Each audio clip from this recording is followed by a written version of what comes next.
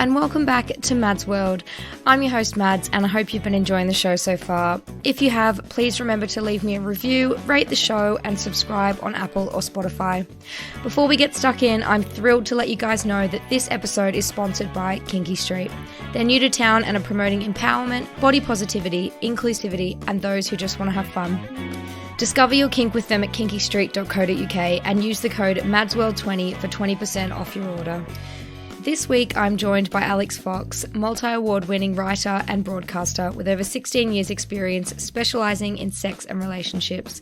Alix has been a script consultant on hit Netflix series Sex Education since its inception. She's the resident Foxhole Shagony Aunt on the Modern Mann podcast and has previously presented on BBC Radio 1's Unexpected Fluids, Audible's Kink, Channel 4's The Sex Clinic, and The Guardian's Close Encounters. Named Best Sexual Wellbeing Ambassador 2020 in the ETO Awards, she's currently writing her first book, The Missing Kink. Starting out as an editor on Bazaar magazine, her writing can be found everywhere from Vogue to Time Out to Stylist to Fabulous. Alix is a proud face of HIV Testing Week and regularly collaborates with charities including Brook and Bloody Good Period. In this episode, we chat all about the results of Plenty of Fish's annual dating survey from a poll of 1,000 UK singles. Whether it's economic, cultural, political, or nonsensical TikTok trends, many different factors influence the way we meet, connect, and date each other. As a result, it's become an annual tradition for OG dating app Plenty of Fish to analyse the trends that look set to influence the dating landscape in the year ahead and give them snappy names to make them easier to constructively discuss and dissect. Up next, we chat about the key trends identified, revealing the freshest dating behaviours and buzzwords you'll be navigating into 2023 and beyond. Hello, Alix. How are you? I am so happy to be here, Maddie, that the entirety of the 90s smiley face rave contingent could not compete with the grin that I have on my face right now. I'm so happy that Pharrell Williams is going to write a whole goddamn album about me. So thanks for having me. Oh, what a lovely... No one's ever been that excited to come on the pod, so I'm absolutely stoked to have you as well. You're such a great fit for this podcast. I mean, everything that you've been working on, you're a broadcaster, journalist, sex educator, and so many slashes in your job titles and what you've been up to. But I want to know, what made you want to start a career in your field? And just, can you tell our listeners what's been keeping you busy at the moment? Sure thing. You're right about the slashes. I often say there's more slashes in my career, 17 years in, than Edward Scissorhands' shower curtain, I think. I've been talking about sex and sexual culture and all things around it and surrounding that, from the mild end of the spectrum right up to the wilder one, for well over a decade and a half now. And, you know, I used to say it was kind of an accident, how I got into this. And I would joke about how it was one of the few sexual accidents that turned out to be a good thing. And there is some truth in that. I started out, I did a degree in linguistics, which for anyone who's been exposed to the speed of my mouth for more than 5.2 nanoseconds, the fact that I'm a cunning linguist will probably be no surprise whatsoever. And I moved into journalism and got my big break as a staff writer and then a section editor on an alternative culture magazine called Bizarre, which talked about everything from wild body modifications like eyebrow tattooing and cervical piercing to crazy out there art and activism, to what at the time were considered unusual fetishes and kinks. Stuff like, I wrote about everything from vomit fetishes to furries, who, for the record, not all furries, it's about sex, but some of them it definitely is a little bit. And then 50 Shades of Grey happened, and whilst I think it's a pretty abominable set of books and films, it did inevitably start conversations, and I found myself moved into the mainstream. So that's kind of the official reason why I got into things. But I've been reflecting on it recently, and I think there's always been a bit of an activist flame in my soul. I've always walked quite an interesting line between going against the grain, I guess, in the name of expression and imagination and righteous rebellion, versus trying to be relatable and warm and different but not scary, welcoming, and kind of knowing when to pick my battles, really. And a lot of my work now is about talking about pretty out there stuff, or certainly stigmatized and taboo stuff, in a way that makes everybody feel that they're able to join the conversation. You do not need to be hardcore, you know the score, in order to have a chit chat with me. I'm also just bloody nosy. I love talking to people. I think everyone has a story to tell. And maybe a story I haven't told in its entirety is the fact that myself and my family were quite deeply affected by abuse, sexual and otherwise. And although I don't think that's the sole reason why I have made it such a big part of my life to talk constructively and often in a celebratory way about sex, I wouldn't want to give the abusive people in my life that amount of power that, you know, they've motivated my entire reason for being. But I do think it's definitely a bit of a fuck you. I'm very proud that my views on sex and relating to other human beings remain very positive in spite of the experiences of my younger self and those around me. So yeah, I'm kind of on some level using my shit to make something shiny and yeah, refusing to let somebody who's all about sexual violence and generalized terror control my ability to enjoy my own pleasure and slop that around and spread it to other people. That was not succinct. Sorry, Maddie. That's okay. I loved it so much. And you know what, when you said that you studied linguistics, you can tell because you literally rattled through that. And I was like, this is a roller coaster. And I love it. I think it really shows to me that I come from a writing background because I actually stress quite a lot when I'm speaking about not repeating myself. Yeah. I like to use synonyms rather than saying the same word twice. And of course, that's not how most people converse. It's very poetic. You sound like you were doing a spoken word, which was really nice. Yeah, but maybe recorded and played at chipmunk speed. I often say I'm like own brand Russell Brand. I'm like a budget version of like Poundland. Poundland. Yeah, exactly. Russell Brand. Exactly. I've also been trying to write. I'm writing a book at the moment called The Missing Kink, which it's been an ambition of mine to write a book for a long time, and I have been nagged up and slagged off by a lot of professional people around me for not getting around to it earlier. So I'm finally doing that. Before we get into our chat about all of your work with Plenty of Fish, I had a couple of other fun questions for you. So I wanted to know your favorite recent pop culture moment of 2022, because there's been so many. They go viral for like a day and then we're on to the next one. But what's your favorite like current pop culture moment? I am an enormous fan of a blog called Delisted, which examines celebrity culture, but with a very sarcastic, silly way of speaking. It takes the piss out of it all, but it's also a really great way of staying up to date on what's going on in celebrity culture. There's two writers on there, Michael Kay, who I think is the founder of the website, and then a recent addition called Mika, who absolutely cracks me up. Honestly, more crack than a dozen eggs being carried by a butterfingered builder. So I'm quite in tune with pop culture, at least I try to be. I think my big moment of the year has to be the new Top Gun film. Really? Yeah, specifically. I mean, I, along with loads of other people, found Miles Teller's moustache to be disconcertingly alluring. Very sexual. I know, it had that kind of like old school porn star pervert vibe, didn't it? I got my partner to grow one and he looked really unnervingly like some kind of war criminal, and I was unnerved by the fact that I found that really sexually compelling. So you had Miles Teller's moustache, you had the fact that it's Top Gun, the original came out in 1986 when I was 4 years old, so it had a lot of nostalgic value for me. But the reason why it's my big moment is Val Kilmer.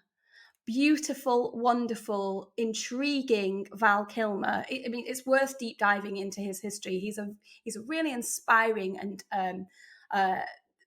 unusual, in the best way, a rather abnormal guy, I think. And it was bittersweet, obviously, because he's direly ill. But I thought the elegance and the dignity with which he and those around him handled that role. It wasn't a pity party. It was him being iconic and legendary. And it really made my heart sore. I also saw the film. I was living in New York at the time. Just casually drop that one in, like the cosmopolitan dickhead that I am. My partner and I were in New York for 8 months this year, and they have a thing over there. I think there are some in London, but I had experienced it in America for the first time, called a 4DX cinema, where you sit in this chair that moves around with the action on screen. Oh my you get God. squirted with water, blown by wind, shaken around. Your popcorn doesn't last more than 2 seconds before it's all over your lap, in your hair, and halfway down your ear holes. But it's so much fun. So that's so cool. That's literally that sounds like at a theme park or something, like a full theme park ride. That's amazing. It is. It's kind of like a low budget theme park ride. There's something kind of retro futuristic about it. I remember going on a school trip as a kid to Granada Studios up in Manchester, where they filmed Coronation Street and stuff like that. And you could see behind the scenes of TV land. And they had this cinema of the future ride. And it was 4DX. So weirdly, the cinema of now feels like futuristic cinema 20-30 years ago for me. It really enhanced that nostalgic vibe. It was really good fun. Big love to Val Kilmer. Do you know what you were saying about the moustache thing? It's so weird because I feel like 10 years ago when I lived in Australia, or I lived in Australia like 6 years ago, it became like an ironic, funny thing for Australian guys to do. And now you can spot an Australian a mile away. Like if you see a guy with a moustache, like an ironic moustache in London, they are Australian. Like 99% of the time they're Australian. At a festival, I'll say to my friends, he's Australian. They're like, how do you know? I'm like, let's go and talk to him. And he's like, hello, mate. And you're like, I know you. You're an archetype. Like that's your culture. It's an ironic moustache. Mads, I'm gonna check this. I'm gonna put it to the test. I'm gonna go around identifying people with the requisite facial follicles and seeing if they are indeed from the land of Oz. Oh, that's brilliant. And you are a consultant on Netflix's Sex Education, which I know that you can't speak much about the upcoming season or anything, but I wanted to know what's been your favorite Netflix series of 2022. When it comes to streaming services and content providers, I am a slag. I'll take them all. I was unfortunately very ill earlier in the year with pneumonia, and I actually couldn't leave my home for well over a month. So I was mainlining anything that moved on a screen. The one show that absolutely left me actually grieving when it finished and yearning inside for the next season was a show on Apple TV called Severance. Have you heard of this one? Do you know what? I think I've started watching that. What? Can you remind me what it's about? It's about a group of workers who choose to sever their working selves from their private lives by undergoing a brain operation. Yes. So that they can literally put the working day to bed. When they exit their office, they have no memory of what they've been doing in the daily grind. And when they go back in the morning, they have no recollection of who they are in their relaxed home life. Wild. But they undercut, some of them discover that there is this undercover plot going on. I won't reveal too much. Aesthetically, it absolutely blew me away. It's really haunting. It's creepy in a really clever, stylized sort of way. The dialogue's amazing. The actors are fantastic. The whole concept of it is really clever. I can't wait for it to come back. Love that. My next discussion I want to jump into with you is all about your work with Plenty of Fish. So they're the OG dating app and they do their annual dating trends list. And I was hoping you could give us some insight on how they do it, why they do it, and just some key takeouts from it. I would love to. I love working with Plenty of Fish. As you've mentioned, every single year they do a big survey of 1,000 UK singletons to work out what the emerging dating trends are for the year ahead. And so they've done this time for 2023. Now, dating it's existed pretty much since the dawn of humanity, right? I imagine that our ancestors probably knew about the notions of a third wheel or an old flame before they knew about actual vehicles and fire. Yeah. So dating has been around for a very long time, but it doesn't exist in a bubble. It's affected by cultural trends, by technological advances, by politics, by the economy, by environmental concerns. So every year, Plenty of Fish assess which of those are weighing most heavily on singles' behaviours. And this year they have pulled out 9 key trends. I think one of the key reasons that they hire me is because we give them a catchy, often pun-based name. I love that. I love data and I love buzzwords. So I'm buzzing to hear about this. I love a buzzword. Not everybody does. Some people think it's a little bit silly. But I think when you're talking about dating and psychology and feelings and behaviors, often those are quite amorphous things, right? It can be difficult to talk to find the right words to describe how someone's acting and how you're feeling about it. And a lot of the dissection and discussion can be at quite a high academic level. So I actually think making new words to make these conversations accessible and these behaviors memorable, and to open up those chats on platforms like, podcasts and TikTok and Instagram, for example. It invites more people in to being aware of how they're acting or how they're potentially being treated in relationships. And I think that can only be a good thing. So where shall we begin, Mad? Do you want to pick a trend or shall I? I would love you to run me through them because I don't even know where to start. I want to know, what are some of the dating terms and buzzwords that we're going to be speaking about in 2023? Okay, well, one of the really modern ones is eco-dumping. Okay. Now, in financial terms, this is the practice of having something manufactured in a country that doesn't have very strict laws about environmentally friendliness, or doesn't enforce those laws very well, so that you can fuck the planet whilst you're making something and make a fuck ton of money off the back of it. But in dating terms, eco-dumping is a lot more empowering and righteous and ethical and moral. It's choosing to finish with somebody because their eco credentials don't match your own. Really? And over a third of the people at Plenty of Fish surveyed said that they would consider ditching someone, even if they rocked their world and made the earth move in bed, if they didn't care about the planet enough.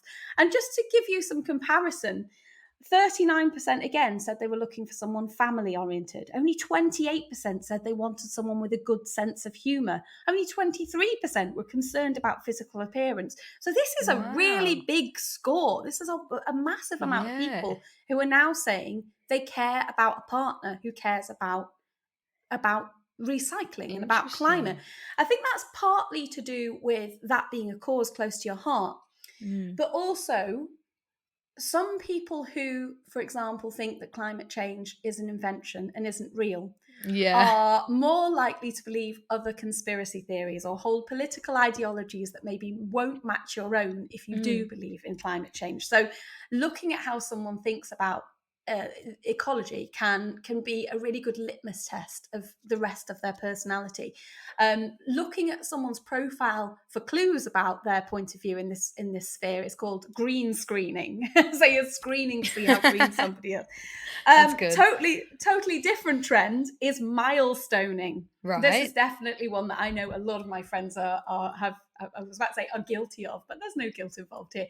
Milestoning is the act of ramping up your swiping and your dating activity on the apps and wherever else you're dating before a big milestone event, because you want a date to go with you. Oh, I see.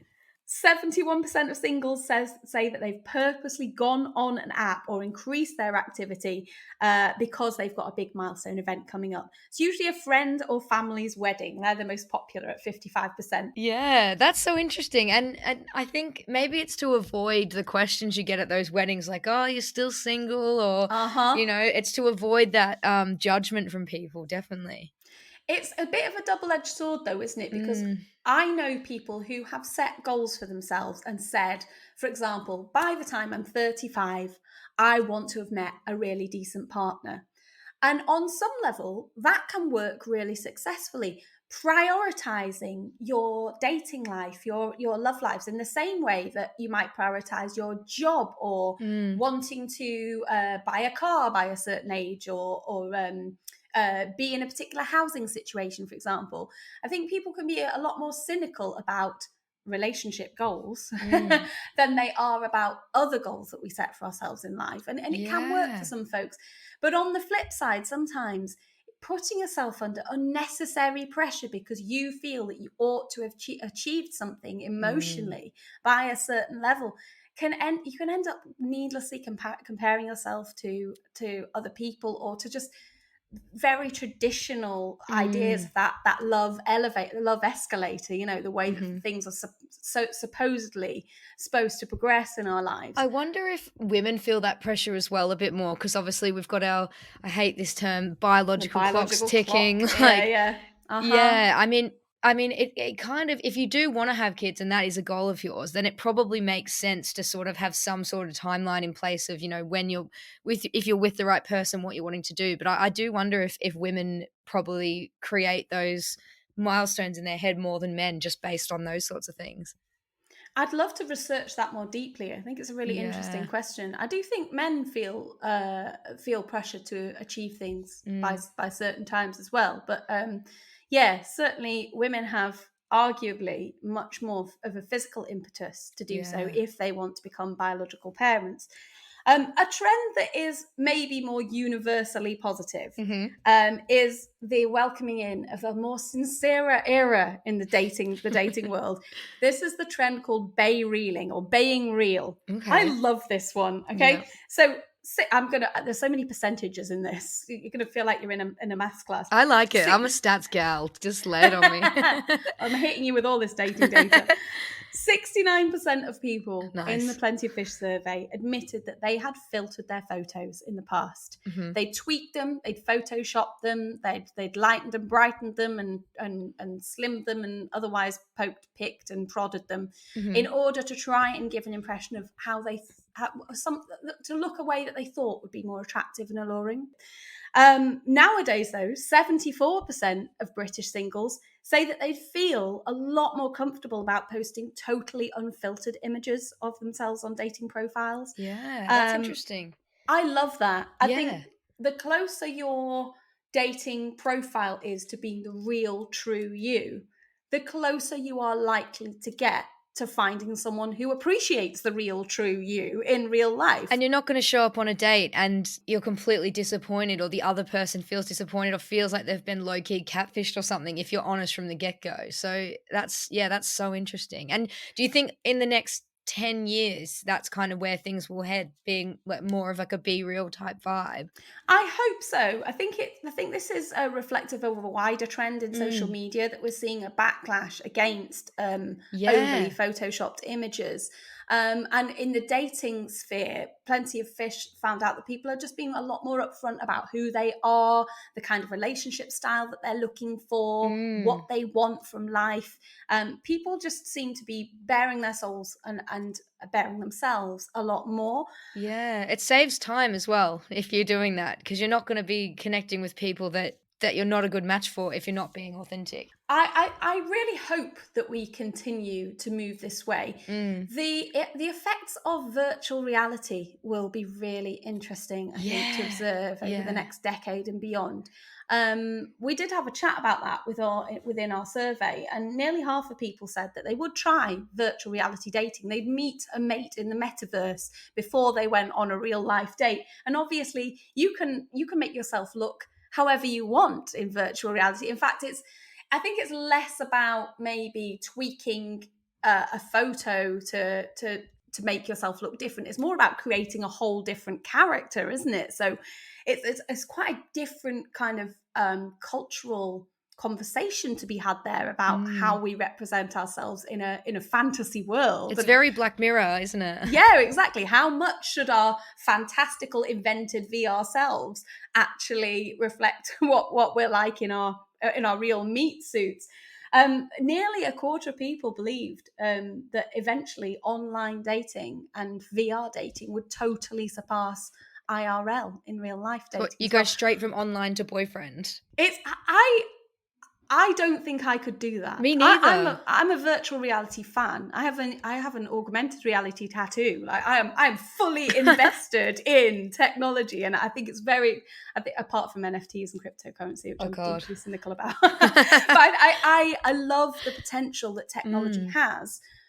Whether I could have a satisfying, fulfilling whole relationship with someone solely conducted through digital means, I think that's a no for me. Yeah. And I wonder, you wonder if it's safe as well, because I guess it's like, if it's all in, and I guess other things, like more sinister things, come into it when there's like predatory behavior at hand.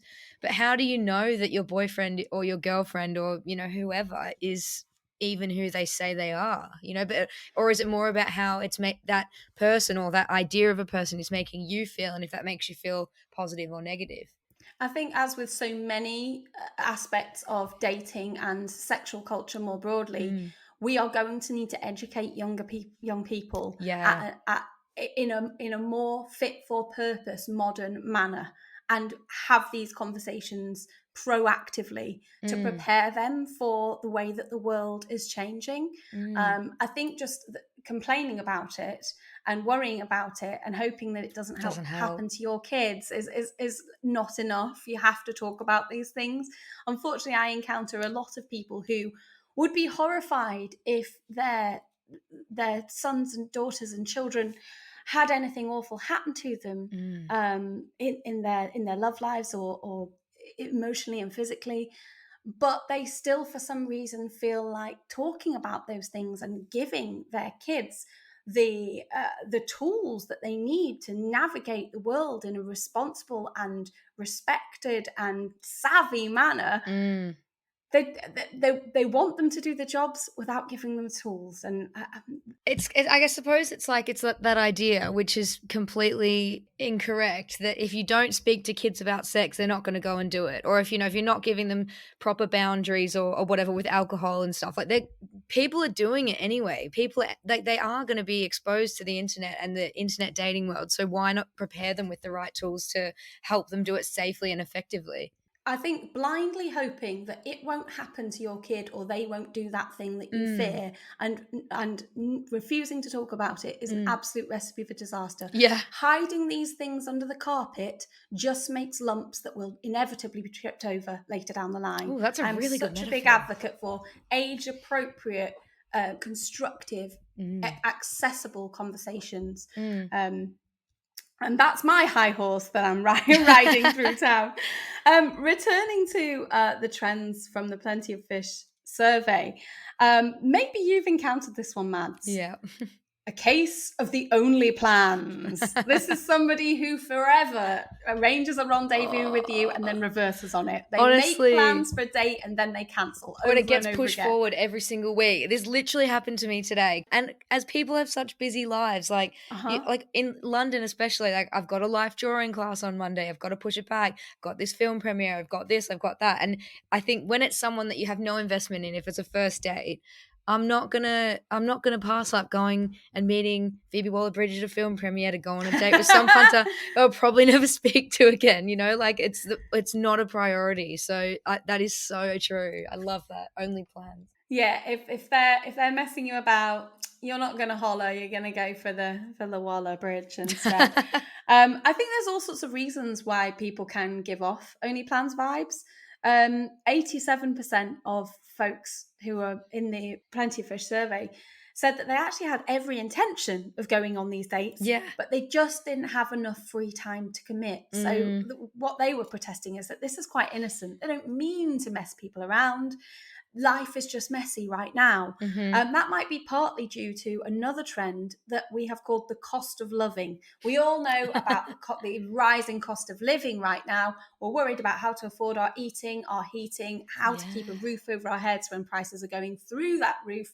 And this is affecting, obviously, everybody in a multitude of ways, some of them very serious. But specifically, it's affecting the way that singles are approaching dating now. Over half of people said that the rising cost of living had impacted how they plan their dates. So they might be going on dates less frequently. They might be picking something a little bit more cheap and cheerful rather than splashing the cash.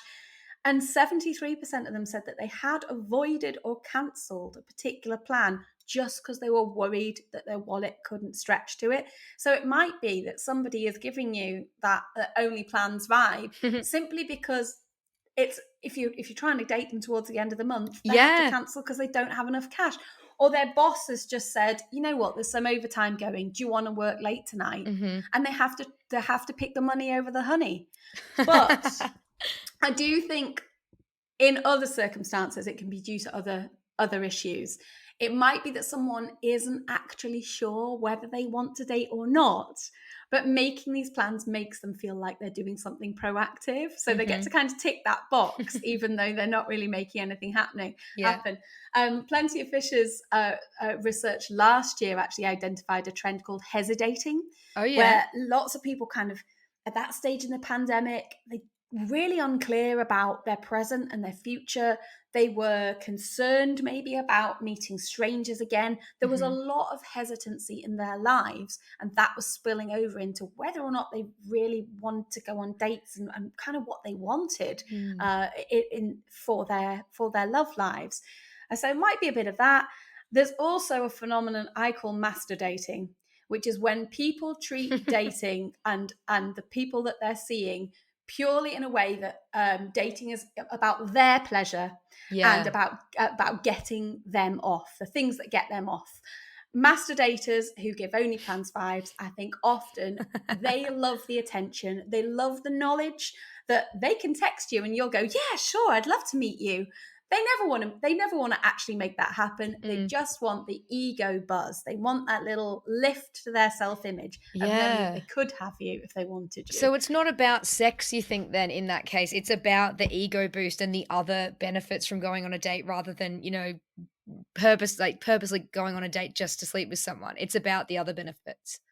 I think it can be about all sorts of things. Yeah. And again, there's another trend called Halfmasting, which now you might know this to mean something else, right? Yeah. If something is at half mast, what would you expect it to be, Mads? Half hard. Yeah, exactly. And half-masting is a bit like when you're kind of feeling a bit flaccid and floppy about someone. They've maybe given you a few bad vibes, a few possible red flags. They're gonna have to work hard to get you excited and fully turgid and wanting to go out with them again. It's also, you know how when a flag is at half-mast, it often indicates that someone has passed away. If you're half-masting someone, you're taking a back seat, you're kind of withdrawing a little bit and working out whether or not you want to proceed. It might just be that the relationship itself is about to die. But oh God. I think this trend of half-masting reflects the fact that we are starting to talk more about context and nuance in dating. There was a real big trend a while ago of like the kick him to the curb sort of chat. You know, the first sign that somebody had done anything even vaguely wrong, maybe, you know, their farts didn't smell of roses and it was over. You were worth more. They're done. You're gone. And that I can see how that kind of sassiness can be very empowering. And of course, nobody should waste their time on wasters. Absolutely not. But I think now we're starting to realize that people aren't that binary. It's not that someone's all good or all bad or all right or all wrong. And sometimes we do need to kind of take a pause before we make a big decision, like completely calling an end to something. Sometimes we need to chew it over a little bit more. We need to work out why they're giving us only plans behavior. But we need to assess whether they're being real with us enough. And I welcome that. I think nuance in all things. If we could just extend that more to online discourse, I would love that. Yeah, and I think seeing that there is a grey area in things is becoming a lot more relevant in pop culture as well. Like even in shows like House of the Dragon, no one's all good, no one's all bad, and that's why we like them, because they're messy. And seeing that in female characters on TV as well, I think is really important. There's been some awesome films lately with problematic is such an overused word, but problematic women that aren't just confining to the normal archetype of what a woman in a film is, which is accompanying a man to accomplish whatever they want to accomplish. And I think it's so cool and important to see that people are multifaceted and messy. People are complex. The most interesting and desirable people are certainly complex, I think, a lot of the time. And registering that is, I think, a really important thing towards evolving the way that we approach relationships. Where do you think dating's going to go in the next 10 years, Mads? Because you're at the cutting edge of it. I know. I mean, well, I'm a single gal at the moment, but I think it's interesting moving out of COVID, which was so virtual. I think that there'll be a revert. I've heard a lot of people recently saying, like other single friends saying that they've deleted dating apps completely. They just want to meet people out. They want it to be completely organic. And I kind of do see the appeal in that in some ways, because I was on a dating app date the other day, and I was speaking to the date about it, and I was saying, we already know that we fancy each other. You know, we're both here because we both find each other attractive. Whereas I kind of like the idea that you, even if it's a friend or a colleague or something, you don't know, like, and figuring it out if you fancy each other, that's part of the fun. Like when, you know, they brush against your leg and you feel the rocks tumble away in your tummy and it's like all exciting and stuff. I don't know. I think that's the vibe that I'm on at the moment, is reverting back to what I would think is old school. But all I've known as an adult is dating apps. So it's hard to imagine a life like Sex and the City where there didn't exist. What do you think about the idea of dating apps moving towards more of a gamified kind of culture? I'm not being very clear here. Plenty of Fish have got this new feature where you can host a virtual blind date. So you and your match start off having a video date, but your faces are obscured. They're like blurred out. Interesting. If the conversation's good, the longer this virtual date goes on, the more their photograph or the footage of them becomes clear. They like emerge from the fog. It's like pixel, you. Like coming, exactly, coming through. Exactly That's so that. interesting. And it's designed to, I think, partly to help challenge people's perceptions of what they find attractive, you know, because you might end up having a really engaging chat with somebody who maybe at first glance you didn't think would tickle your pickle or float your boat. Maybe, you know, the way they look is not something that you would have considered as much first. But it's also about keeping dating apps and online dating fresh, because I think, like you say, it can get quite exhausting over time. Although I'd also argue that using apps is a great way of meeting people that you simply might not do organically in your day-to-day life. And to some extent, you'd hope it's a guarantee that at least most of the people on the app are genuinely single and looking for something. Whereas I know that when I was single, I used to go out to a lot of the same places with my friends because they were the spots that we enjoyed, but it meant that we saw a lot of the same faces, and loads of those people already were in closed relationships. The pickings were not great for me at the local pub. And I think that initiative from Plenty of Fish is so cool, because it stops people, like, it probably stops the gamification or like the ego boost or the, you know, the scrolling and no one messaging each other back and you're just sitting on an app with 100 matches and you're not speaking to any of them. It's actually putting power back in people's hands to not commit too much to a whole evening out, spend loads of money with the cost of living or cost of loving, and it's sort of giving people an accessible, easier way to start the process. And then if you do want to continue dating that person, you can, but there's no pressure there either. There was an in real life, there was a dating initiative a while ago where single people would get together and try and do something good for the community, and like run errands for elders, or get together and like renovate a community flower bed or whatnot. And the idea is that you'd have a good time, you'd do something good, and you might meet someone great at the same time. The problem with it, though, as I heard, was that loads of women turned up and hardly any men. So the men classic. Didn't give a shit about being good for the community, whereas the women were there, like, bringing their whole hearts and hoping to meet someone with sexy parts. And I bet if there's one guy there and he's just gorgeous and like really helpful, really nice, it just become like The Bachelor, and all the girls would be fighting over him. around him, like moths around a light bulb. You know what? I actually came up with a bit of a philosophy lately. I was ahead of this interview. I was musing on my many single years, which certainly ranged from the magic to the tragic, and some of the biggest lessons I'd learned from those. And I think for most of my life, have been attracted to very charismatic people, lots of entertainers.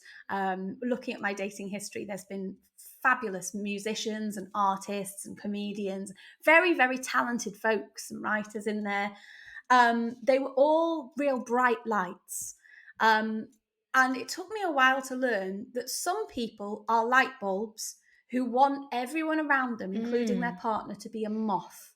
They always want to be the brightest light in the room. And that doesn't mean that they're not hugely entertaining and it's wonderful to be in their presence, but they just want you to flap and flutter around them. They never want you to be bright like them. Whereas other people are light bulbs who cast their light on others and light everybody up. And it's about glowing together. The lovely man I am with now, he lights me up, and I see him in public, the way that he interacts with other people. He makes it his mission to have conversations where he's not just entertaining, he's inviting someone else to glow too. And it was such a revelation to me. That's brilliant. To be able that's so nice. Well, sometimes it's difficult to distinguish between a charismatic person who's perhaps not a great partner versus a charismatic person who is. And they both others. have their talents and their strengths, but I think look for a light bulb who lights up others rather than a light bulb who just wants moths. Well, to help people find their light bulb that lights up others, do you have any good hacks or tips off the back of all of this research that can help people into dating as we move into 2023? And whether they're recently single or whether, they've just come out of a relationship, or whether they've been single for years and they're struggling to find someone, or not even find someone, just enjoy dating. What are some of your best tips that you'd suggest for people? Okay, first up, I'd say practice mindful interaction. Okay. I think because we often have our mobiles with our dating apps on in our hands flipping permanently, it's really tempting to scroll through dating profiles when you're on your commute, when you're in the lift, even when you're on the bog, Yeah. I know at least one couple who matched while they were on the shitter. Guilty. So guilty. Love blooms, I suppose, from all sorts of compost. But I would argue that you're not really giving someone your full attention if you're scrolling away while you're on the 68 bus or what have you. I know that we all are time poor, but I think you're more likely to fully consider profiles and not miss anything if you set aside maybe a half hour in your day and make it a pleasant experience. Put some good music on, have some nice snacks or whatever makes you happy. Make it a joyful, frame it in a joyful way, because otherwise it is easy to fall into that dating app fatigue, isn't it? A feeling like you're permanently on the thing. You're putting 10 out of 10 time in, you're only getting 2 out of 10 payback, really. Whereas if you have healthy boundaries around the time that you're spending on that, and you're going in with this positive mindset, I think that can make it a much more positive experience. I love that. I think doing it in the bath would be nice. Few candles, because I love reading my book in the bath, but maybe you could make it more of like a relaxing experience. 100%. Just don't drop your mobile in the bubbles. Oh no. I have sent a lot of mobile phones to the big old car phone warehouse in the sky by either dropping them in the bubbles while I'm in the tub, or wrecking them because I've been trying to take a sexy selfie whilst I'm in the shower. Oh dear. That is a hack, I would say, if you're careful with it. When sometimes sexy conversations kind of spring out of nowhere. Yeah. You're not really expecting it, but then it's all gotten hot and sultry. And if you are, if you're fully up for that, you're fully consenting, you've thought it over, etc., and you're in the mood, then great. But sometimes I've been exchanging photos with someone where I am quite frankly unprepared. I've not glammed up. I look like roadkill crossed with an intergalactic cat's coughed up hairball. Love that. Jump in the shower. Doesn't matter if your hair's a mess, it's all wet, there's tendrils all sexy all over your face. Doesn't matter if you're wearing a t-shirt covered in scrambled egg or whatnot. It's wet and it's clinging to you. Or it's off, yeah, but if you don't want to send a nude, wet t-shirt pics, hot, So still hot. covered up. Your mascara can be running down your face, your lipstick can be smudged. I've even been known to tactically move a bit of wet hair over a giant spot on my forehead because I did not have time for painting on concealer. Amazing. I just whacked a little bit of my. Do you know what the equivalent of that is digitally? Is moving the text on an image right over the spot as well. Guilty. I really want those little felt patches from days of yore, you know, like the little stars and moons. I want those to make a so comeback. Cute. Yes, it's like IRL emojis but for your face. I am there. Me and my VR loving self are completely there for facial emojis. Another thing that I found really helpful in the early stages of dating someone, where I tend to have quite a big heart and try and give people a lot of rope and be compassionate. And I think all those are nice qualities, but sometimes it meant that people did try and take me for a bit of a ride, frankly. I gave them a lot of rope. They gave me a good old whipping with it. And I devised what I call the RAF Role. Is someone treating you in a way that's respectful and fun? Is it reasonable and fun?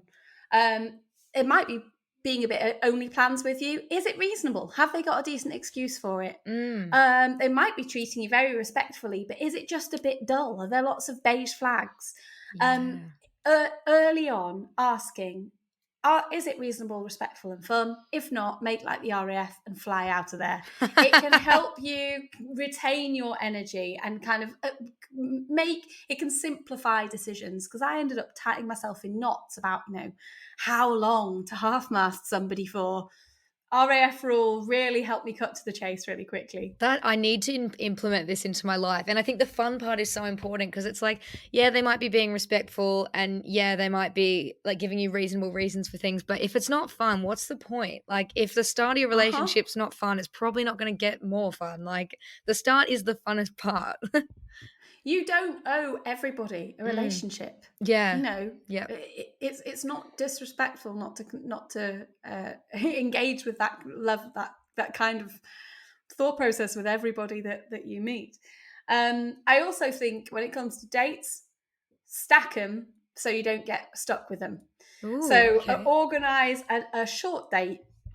First with somebody, say an after work coffee or you know, a happy hour drink or whatever you feel comfortable with. Just put it into like 45 minutes or an hour, rather than arranging dinner or, you know, a really involved event.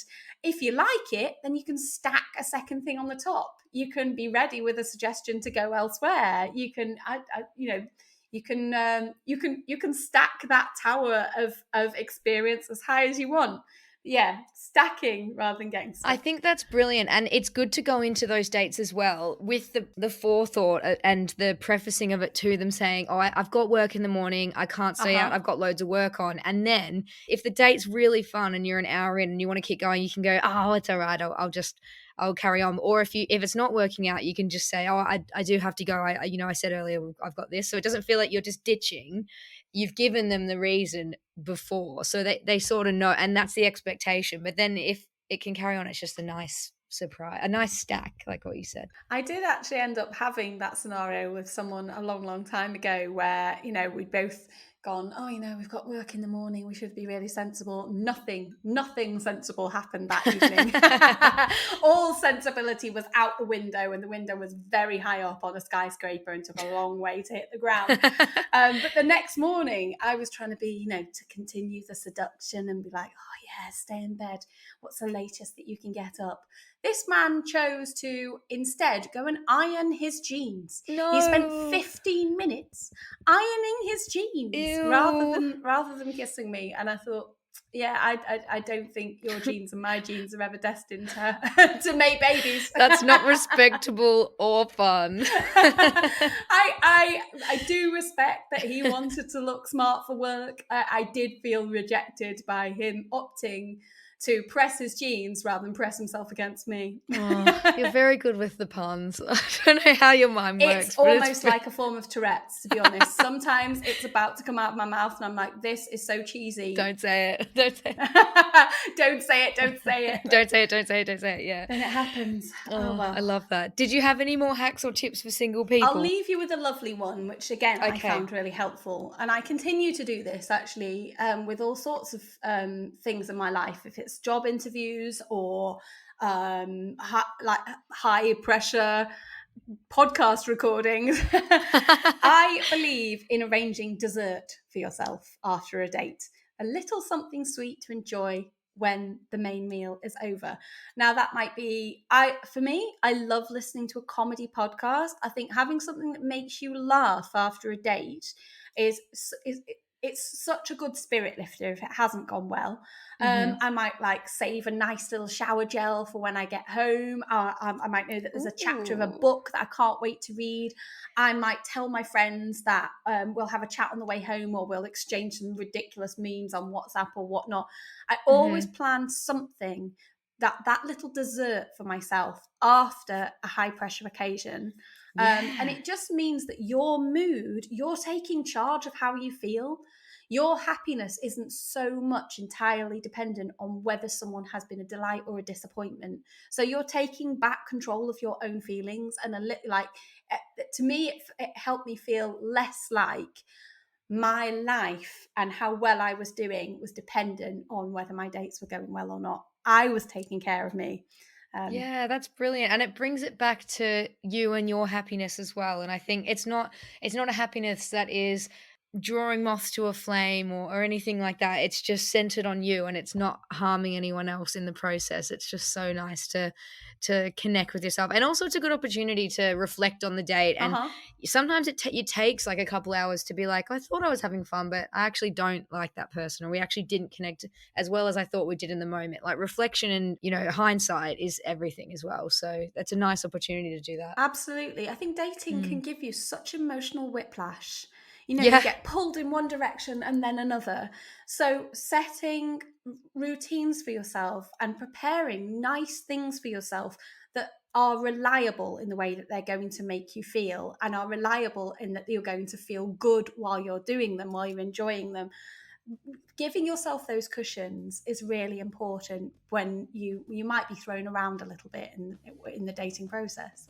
I love that so much. Thank you so much for coming on the podcast. You've been so interesting to listen to, and I absolutely love a stat. I'm such a nerd when it comes to stats, Excel, all of the research that you've run through. So thank you so much. You're incredibly gracious to speak to. I have not only chewed your ear off, but I think I'm like a Halloween appropriate zombie. I'm halfway through your brain now. If anyone does want to read even more statistics and also hear all about the latest developments in dating apps and the dating world, and get some more tips and advice, Plenty of Fish have a blog at pof.com, POF.com, and there's loads of goodies waiting for folks there. Amazing. I'll pop a link in the episode description as well for everyone listening. But thanks again, Alix. It's been an utter treasured pleasure. If anyone wants to look me up on the internet as well, I'm very easy to find. It's Alix, ALIX, one I, like Cyclops, and Fox, just like the animal, the dirty, squeaky animal that makes terrible sounds when it's having sex.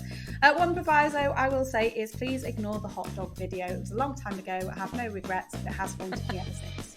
I am going to be Googling that as soon as we hang up. I hope you enjoyed my chat with Alix. Please let me know on my Instagram, my TikTok, my Twitter, or my website if you have any stories or thoughts of your own to share. Love and elbow taps. Peace.